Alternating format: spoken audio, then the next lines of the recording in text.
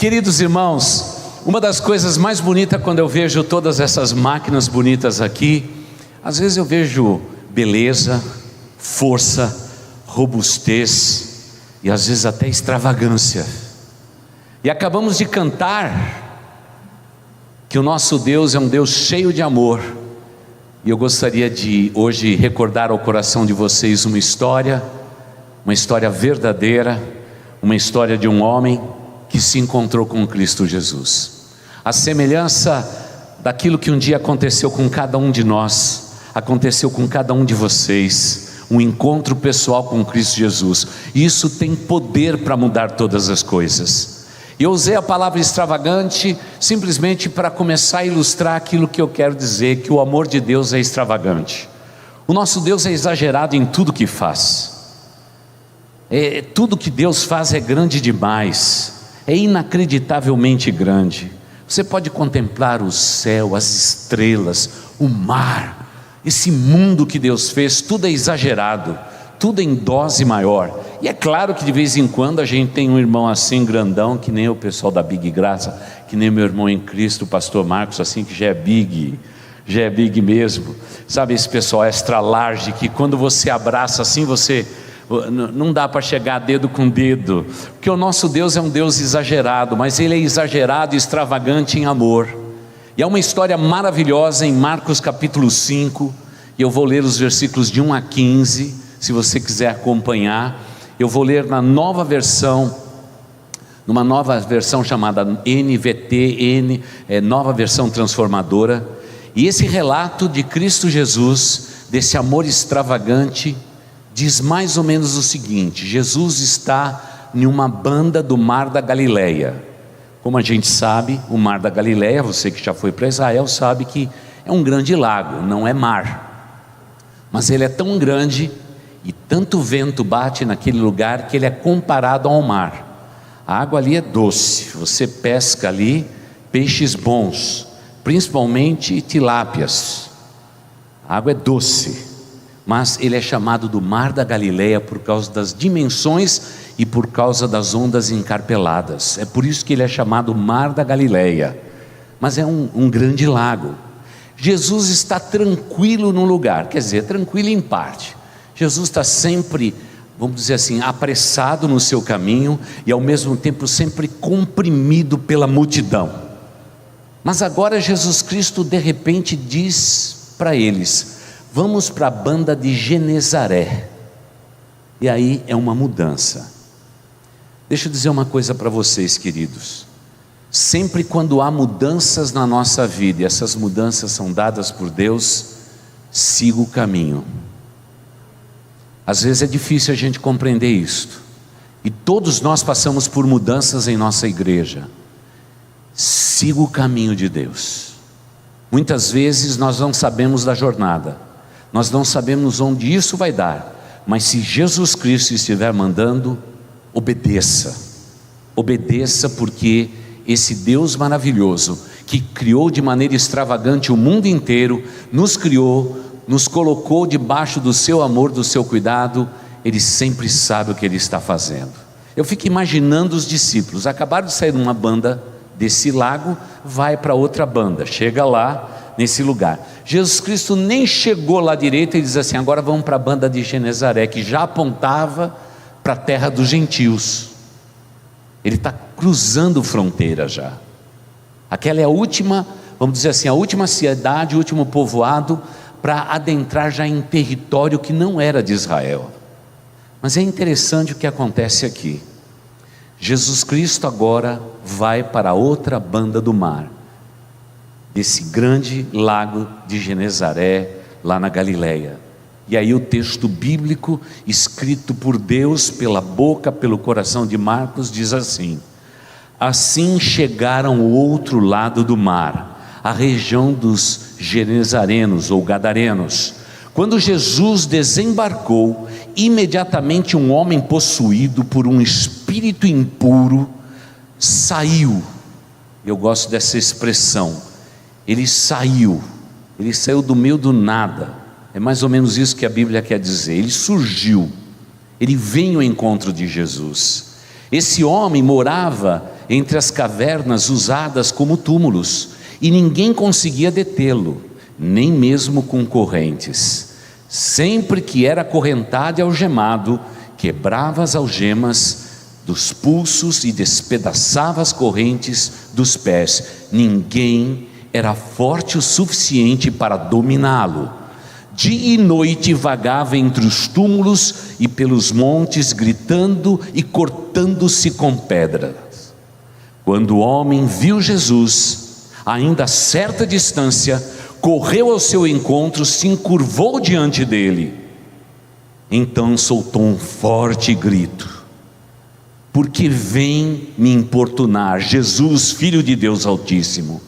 Em nome de Deus, suplico que não me torture. Pois Jesus já havia falado ao espírito: saia deste homem, espírito imundo. Jesus lhe perguntou: qual é o seu nome? E ele respondeu: meu nome é Legião, porque há muitos de nós dentro deste homem. E os espíritos impuros suplicaram repetidamente que ele não os enviasse a algum lugar distante. Havia uma grande manada de porcos pastando num monte ali perto. Mande-nos para aqueles porcos, imploraram os espíritos. Deixe que entremos neles. Jesus lhe deu permissão. Os espíritos impuros saíram do homem e entraram nos porcos, e toda a manada, cerca de 2.000 porcos, se atiraram pela encosta íngreme do monte para dentro do mar e se afogou. Os que cuidavam dos porcos fugiram para uma cidade próxima e para os seus arredores, espalhando a notícia. O povo correu para ver o que havia ocorrido.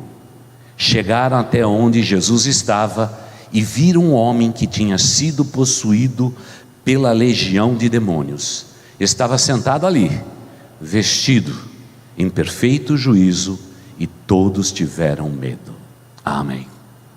Queridos irmãos, esta é uma história exagerada, como tudo o que acontece com o nosso Deus. Mas normalmente quando lemos esse texto, nós sempre glorificamos a Deus pela libertação daquele homem endemoniado. Mas eu fico imaginando um pouco antes de tudo isso acontecer. Provavelmente ele tinha uma vida normal. Alguma coisa aconteceu na sua vida que desencadeou tudo o que ele iria passar na sua vida. A vida dele mudou rapidamente.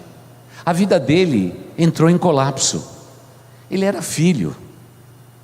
Ele tinha paz, ele tinha amigos, mas de repente, já que aquela região era tão mística, que tal abraçarmos o misticismo de alguma fé que existe? E é muito fácil para alguém que está se envolvendo em misticismo abraçar o Deus errado. E pior do que isto, há quem diga que quando você está confuso, até mesmo o diabo aparece atraente. E aquele homem, depois de pecar, depois de ceder à tentação, ele foi oprimido pelo diabo, e ele foi possuído pelo diabo. E não somente um demônio, mas muitos. A maioria dos estudiosos dizem o seguinte a respeito desse texto: a maioria dos espíritos imundos, eles são cegos, eles não conseguem ver. É por isso que eles se guiam por ruídos, por barulhos, por música, porque são cegos. E o maior desejo de um espírito imundo cego, na sua condição de cegueira, de treva, no singular, teologicamente falando, é poder ver. E quando um demônio possui um ser humano, ele tem o poder de ter a sensibilidade da visão e da audição e até mesmo da fala. Inacreditável, mas esse é assunto para outro dia. Porque meu ponto é perceber e fazer com que nós possamos nos lembrar da vida que nós tínhamos sem Cristo. Talvez você diga: pastor, eu não cheguei a este nível tão baixo, tão degradante, de viver no meio dos túmulos, me alimentar dos corpos, e ninguém podia me deter. Mesmo amarrando as minhas mãos e os pés, nada podia me deter, porque os demônios que me possuíam eram tão grandes. Mas, lembre-se, todos nós um dia vivemos longe do Pai. Talvez tenhamos vivido em trevas. Este homem em particular viveu em treva espiritual no singular, dizendo que ele foi dominado pelo poder das trevas. Que momento foi aquele? Eu imagino quantos anos esse homem viveu. Ele deixou a sua vida normal de ser um filho, quem sabe um pai, quem sabe um esposo, e simplesmente vagueava pelos túmulos, vivendo uma vida infeliz, completamente alienado da sociedade. E agora um homem chamado Jesus de Nazaré muda a direção do seu barco e vai na direção deste único homem para poder libertá-lo. Isto é amor extravagante, é amor que nós não sabemos aquilatar. Por mais que digamos no nosso coração que sabemos amar até os inimigos, é muito difícil a gente amar o inimigo das nossas almas, a tal ponto de repulsá-lo e dar liberdade àquele homem que era dominado pelo mal, de uma maneira que a gente não sabe explicar. A cena é tão horrível que uma cidade inteira, depois de ter visto tudo isso, tiveram medo do que viria no próximo capítulo. Uma cidade inteira, porque a história estava sendo contada ali naquele momento. Jesus cruza qualquer distância para abençoar a vida de uma pessoa. Isto é amor extravagante. E aí eu posso voltar a minha história, a tua história. Qual foi a distância que o mestre teve que romper para mostrar a você, meu irmão, minha irmã, este amor extravagante, esse amor incrível, esse amor sem preconceito, esse amor que aceita, que recebe, que ama, que liberta, que transforma? Quais foram as distâncias? Eu sei da distância que importou na minha vida. Eu vivia esse tipo de vida, não dominado por demônios, mas servia aos demônios. Essa era a minha vida, essa é a minha história, é de onde eu vim. E o mais inacreditável de tudo é que estas pessoas, à semelhança desse homem, a primeira coisa que sente no seu coração é medo profundo, medo do oculto, medo do inimigo, medo de sentir tantas coisas fortes que a gente humanamente não sabe explicar.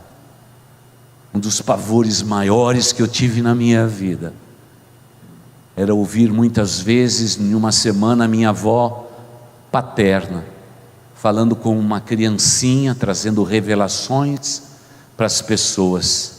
Na outra semana, com uma voz masculina de alguém que tinha passado pela história da família dela, falando com uma voz extremamente masculina. Eu, como criança, ficava apavorado em ver aquilo e dizia para mim mesmo: eu não quero isso para mim. Mas família é família, sempre nos impõe valores. Eu sei, porque eu vi tantos endemoniados na minha vida, tantos e tantos, e a primeira coisa que a gente sente é que é melhor ficar distante dessas pessoas. Mas o amor extravagante de Deus não separa essas pessoas, traz para perto, porque o amor do nosso Deus é um Deus extravagante, é amor extravagante. Foi o que aconteceu comigo. Como eu agradeço a Deus, aquele dia que eu tive um encontro pessoal com Jesus Cristo, e pude sentir, não o medo de um Deus, mas se sentir completamente amado e perdoado por um Deus tão grandioso. Isso tem poder de mudar uma vida, e não foi diferente com a vida desse homem. Jesus cruzou distâncias para abençoar este homem. Jesus pôde contemplar este homem na sua solidão e olhando para a solidão desse homem, marginalizado na sociedade, sabe o que Deus fez? Foi ao encontro dele e mudou a sua história por completo. Agora, se pararmos para pensar um pouquinho, irmãos, a gente consegue entender por que Deus ama tanto. Deus ama tanto porque Ele sabe do potencial que um ser humano tem. Nós não sabemos avaliar o potencial de um ser humano, mas Deus sabe. E Deus sabe que o amor dEle, que nos constrange, tem o poder de construir um alto potencial.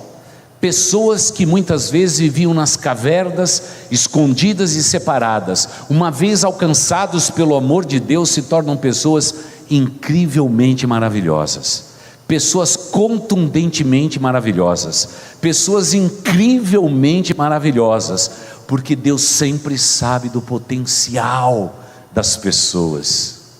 É óbvio que esse texto, desde a primeira vez que eu li esse texto, eu achei muito confuso esse texto.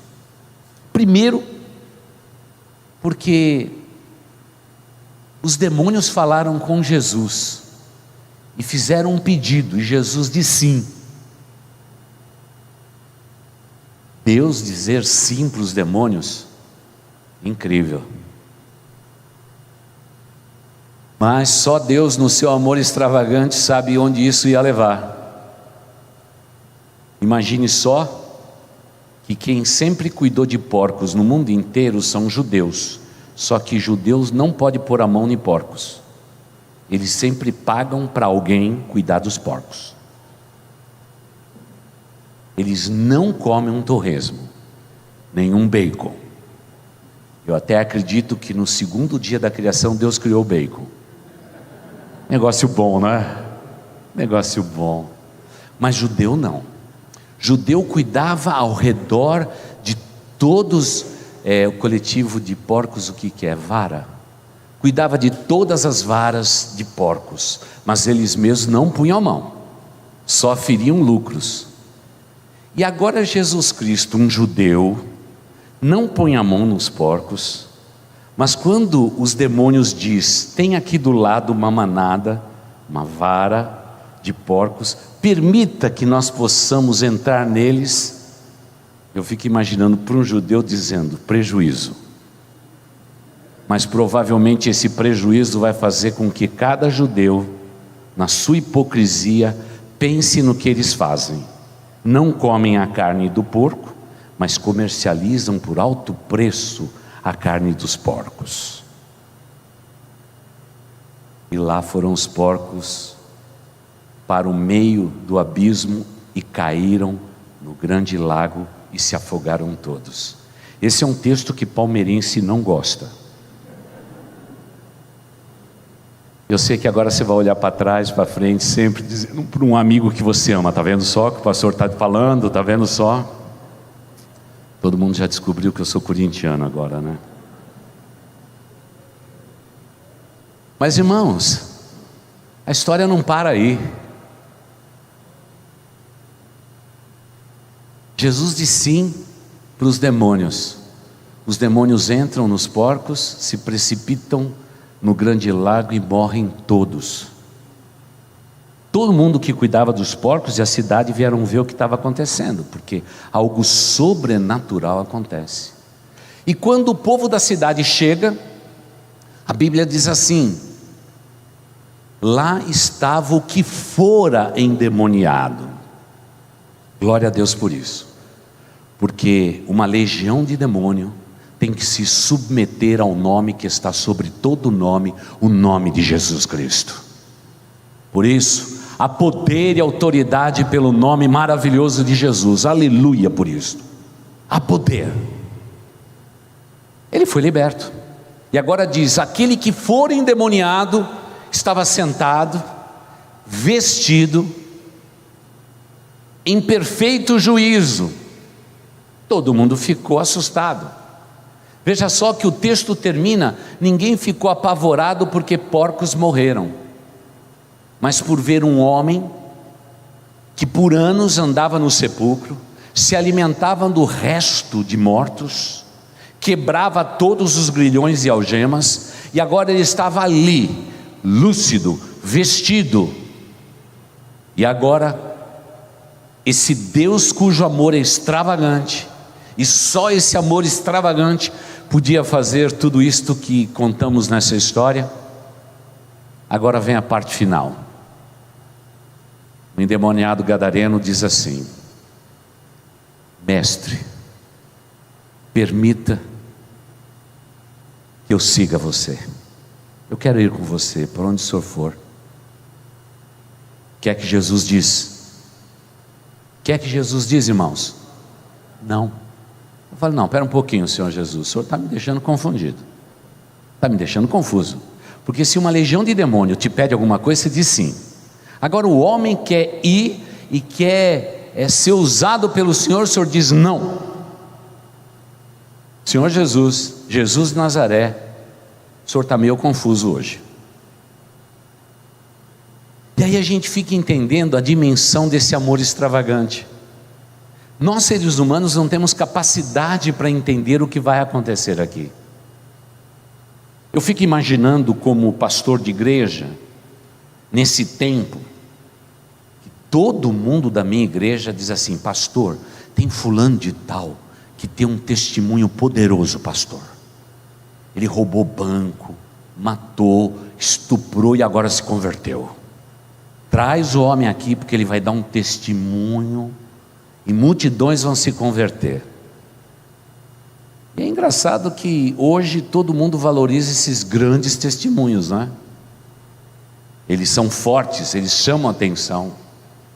Eu fico imaginando Pedro e Filipe, um cutucando o outro, e diz: uau, o que o mestre fez aqui, o negócio é grande demais. Vamos levar o endemoniado gadareno para conosco. Ele vai contar a história dele, vai ser um testemunho. Isso vai abrir portas, isso vai fazer coisas inacreditáveis. Quando ele abrir a boca e dizer quantos demônios tinha dentro dele, tudo o que aconteceu da história, todo mundo vai se converter. Eu imagino que Pedro e Filipe já estariam dizendo: está no meu time, vai andar de moto comigo. Fique imaginando quando encontrar um cara bem, não é? Um camarada bem duro na fé, diz assim: ah, duro na fé, vem cá meu filho, vem cá que eu vou bater, você vai bater um papo aqui, ó. Esse aqui é o esse. Ele é isso, quase tudo que você imaginou. Que testemunho esse camarada tem? Mas Jesus, no seu amor extravagante, diz para esse camarada: não. Volta para a tua casa, para o meio da tua parentela, e diga a eles quão grandes coisas o Senhor fez por você. Parece que esse amor extravagante sempre está falando de família. Parece que Deus lá em Gênesis, já no capítulo 2, começa falando do quê? Família. Quando Deus chama um homem chamado Abraão de amigo e diz para ele que ele vai ser uma grande família. Quando Deus quis fazer tudo de novo, chama Maria e José e começa com uma família inteira. Eu gosto de pensar que o Apocalipse é uma história do noivo que vem encontrar a noiva. Parece que tudo é família. Tudo é família. Parece que o amor extravagante de Deus nos volta àquele ponto. Família é importante. Família tem o seu valor. É óbvio que nós sabemos historicamente que quando os discípulos, partindo de Jerusalém, foram na direção da Gadária, quando chegaram lá já encontraram uma igreja pronta. A gente sabe como começou essa igreja. Começou com eis tudo, porque este é o amor extravagante do nosso Deus Todo-Poderoso. E quando eu olho para esse texto, eu digo no meu coração que o amor de Deus é extravagante na pessoa de Jesus Cristo. Eu digo que o amor extravagante eu posso ver hoje no meio do povo de Deus, no meio de vocês, eu consigo ver esse amor extravagante. Mas eu consigo ver também esse amor extravagante porque a gente ouve mensagens que vêm de todo lugar agora através das redes sociais. Sabe o que eu vejo de novo? O amor extravagante se espalhando por toda a terra. E mais do que tudo, já já o noivo vem buscar a sua noiva e nós iremos subir. A grande pergunta é o seguinte: haverá moto no céu? Mas isso é assunto para outro dia. Então estou devendo 2 assuntos: demônios e motos. Nada tem a ver uma com a outra, fiquem tranquilos.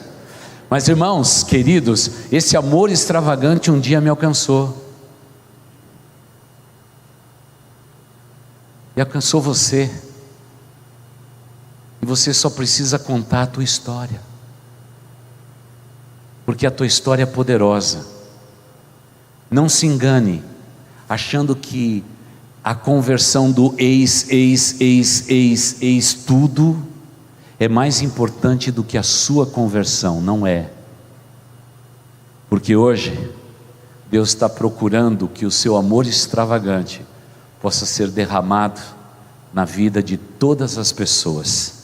Quem sabe através de uma banda que toca uma música extremamente alegre, descontraída, que faz nordestino arrastar o pé, gringo bater o pé e brasileiro já começar a mexer o corpo.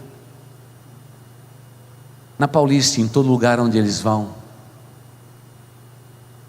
eles não estão preocupados com a pregação, estão preocupados em viver esse evangelho e demonstrar de pequenas formas o amor extravagante desse Deus grandioso.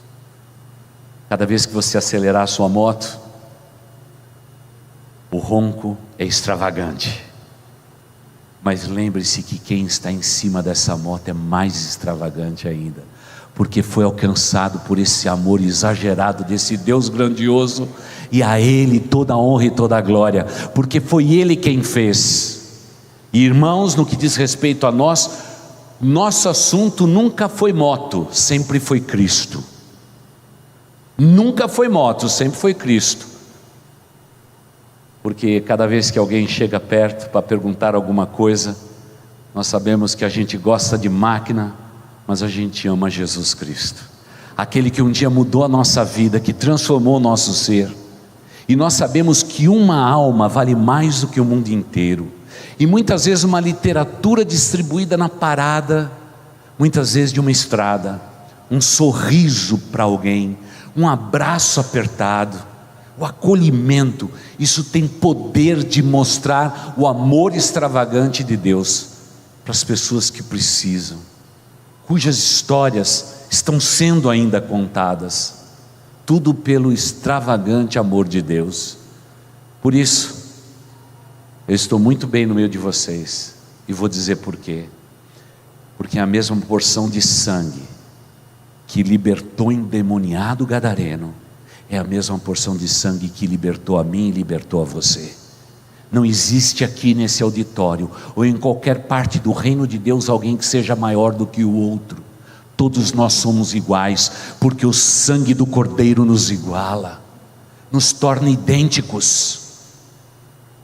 E é isso que eu chamo de amor extravagante.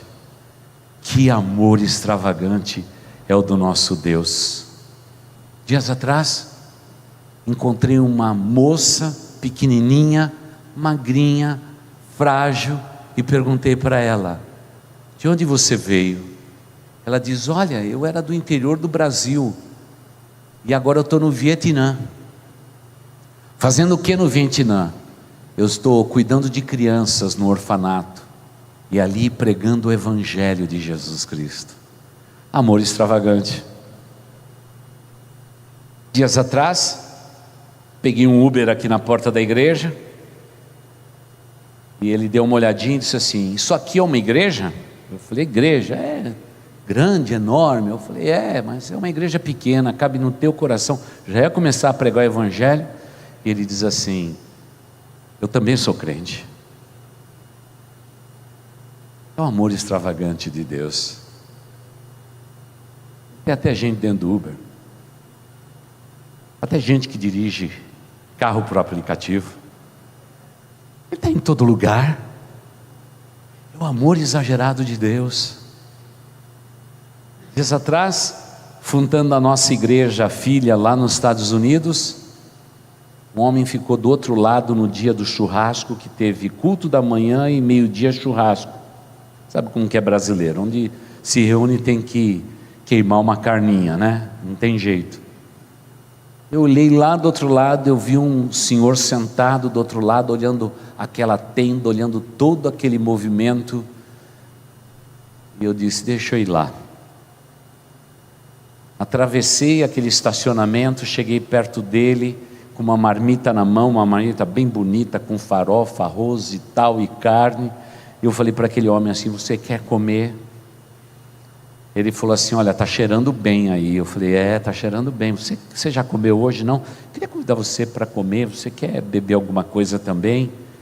Ele falou: eu estou aqui esperando um caminhão chegar, que vai descarregar cadeiras aqui nesse lugar.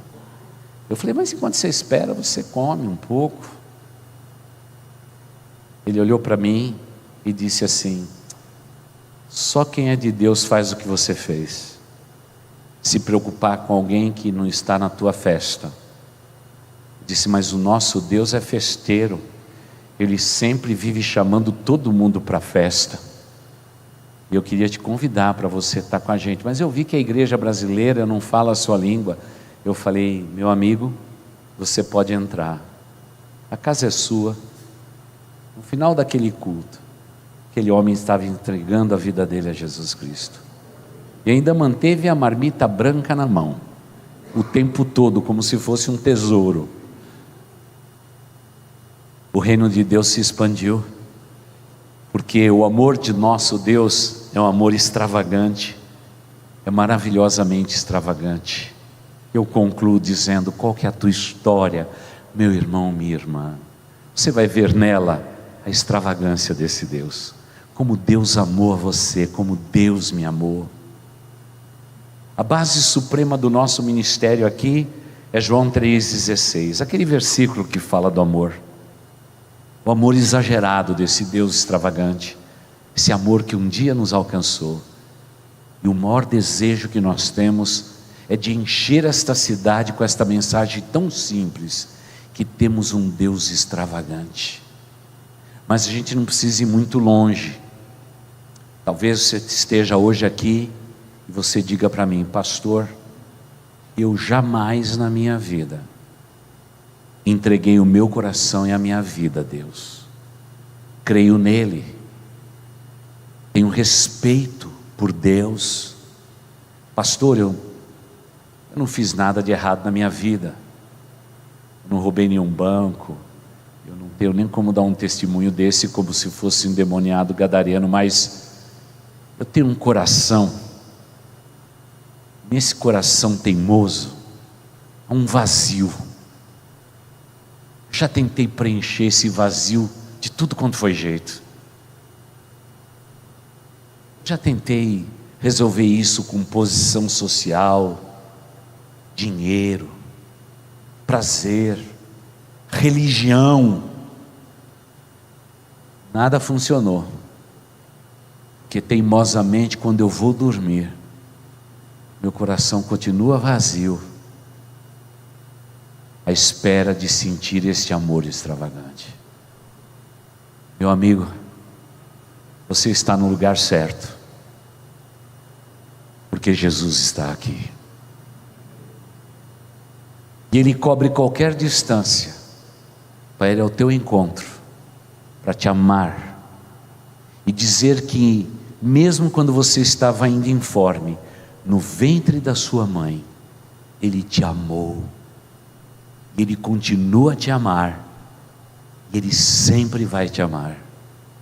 E quem sabe todo esse movimento de hoje é simplesmente um movimento para chamar a sua atenção, para dizer o quanto que Deus é um Deus extravagante em amor, e Ele te ama de uma maneira maravilhosa. Quem sabe nessa noite você queira dizer: pastor, ore por mim, eu quero entregar o meu coração e a minha vida a Jesus, eu quero ser tocado, eu quero viver por este amor incrível, eu quero realmente sentir o alívio que aquele homem sentado naquela pedra, vestido em sã juízo, pôde ter ao dizer para o mestre: deixa eu te seguir. Pastor, eu queria dizer para Jesus nesta noite: eu quero seguir a Jesus. E aí você fará parte de uma grande família, que não se resume a estes que estão aqui, mas estão espalhados pelo mundo inteiro, homens e mulheres, crianças, pré-adolescentes e adolescentes que já tomaram essa decisão. Fazemos parte da mesma família, da família de Deus, e continuamos seguindo o Deus cujo amor é extravagante e que continua a nos amar de uma maneira sobrenatural. Vamos orar.